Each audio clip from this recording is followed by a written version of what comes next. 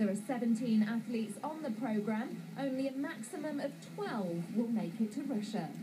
For a lot of our athletes that are potentially going to go to Sochi, they have to meet certain criteria by January 2013 to go on a long list. So that's to be considered for Sochi, and then we have to submit to the British Paralympic Association by June 2013, basically our shortlist. Points accumulation to qualify for Sochi begins later this month. To get to this point has been the culmination of many years of hard work and sacrifice.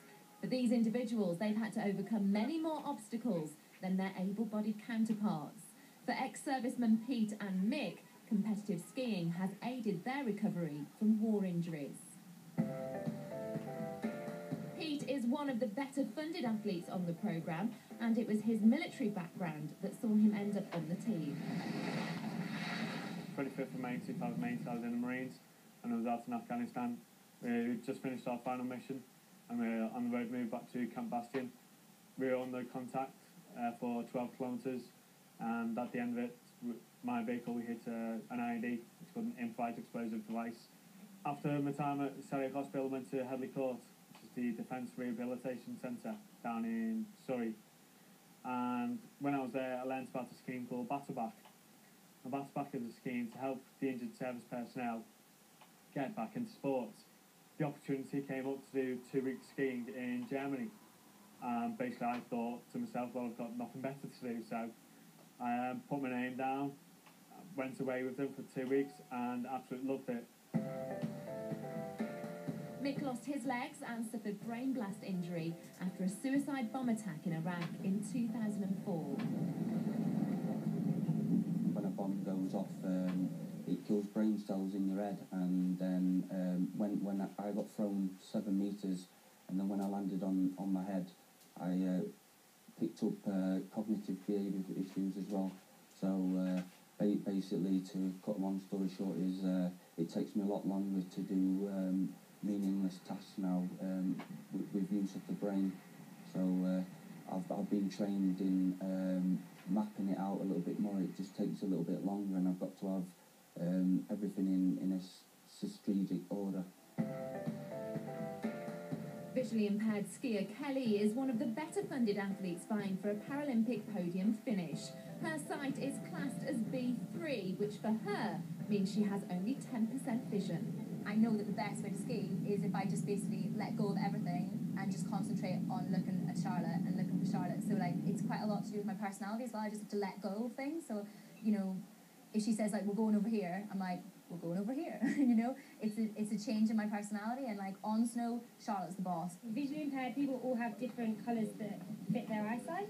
So Kelly's is orange. You can see that's the best out of any other colour, and everybody else is different. So it could be yellow, it could be black for Jade, or any other colour. So you just find the colour that kind of helps that person.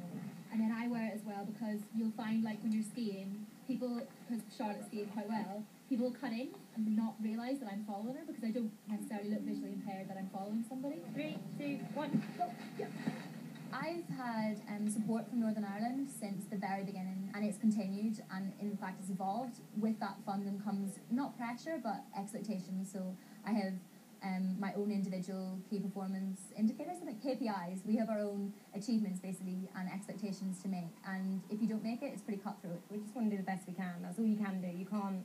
We can have our performance goals that we have to achieve, but to be honest, if we don't enjoy it, then there's no point anyway. So as long as we're enjoying it, and then the results will come easily. 2 of the more experienced sit skiers are Tim and Anna. They know what it takes to get to a Paralympics. Both are looking to improve on their results in Vancouver. Tim had 2 top 20 finishes, whilst Anna's looking to better her 6th place from 2 years ago.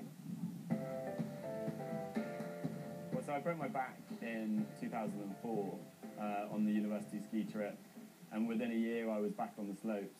And while I was there, I met a couple of the now retired members of the team, and that just kind of sunk the seed in. And at first I went out just to see whether I would enjoy it and what disabled skiing would be like.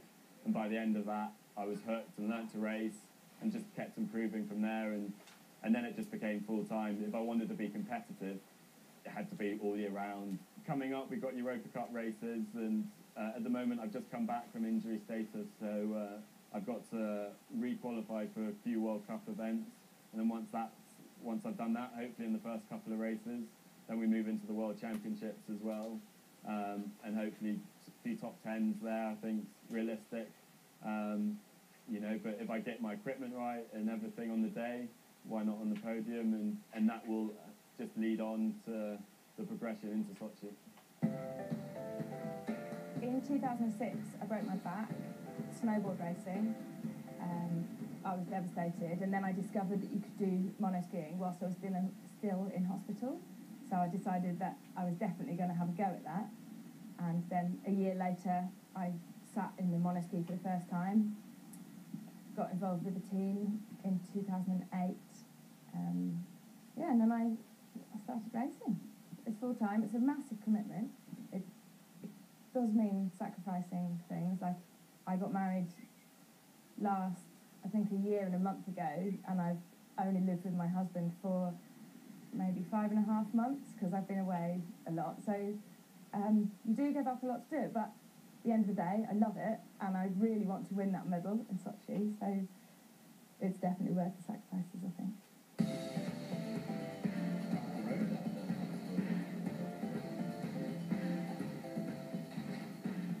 The sit-ski itself is around £3,000 to £4,000, and then when you're looking at then getting moulded seats and stuff, you could be adding another couple of £1,000.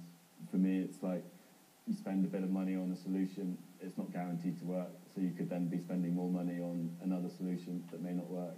And then the suspension itself, you're looking about £500. To fund their dream, each athlete forks out £15,000 a year. Many of the team are self-funded. Whatever the circumstance, all athletes are expected to put in the same level of commitment. And it's not just on the slopes. Back at the team hotel, the athletes have a variety of tasks to complete before being able to call it a night. Overall, it was great training. My expectations of what today was going to be was surpassed, which I think is a good thing, because first day slalom can always be a little bit of a tricky one sometimes, but I think it worked out pretty good. I hope you guys are on that sort of same wavelength as well, yeah? Cool, thanks guys. Shall we eat?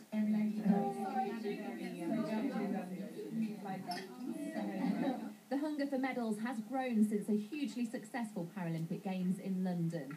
Many of the team are hoping to replicate the achievements of their summer Paralympians. I was so excited, you can't imagine, to see the success of the London Paralympics, because when I first lost my leg 19 years ago, it was hard to get any media even interested in any disabled sport. To see the whole of Team GB bring back that amount of medals, which they did bring back, is just fantastic. And so I hope we can carry on bringing back the silverware just as they did as well.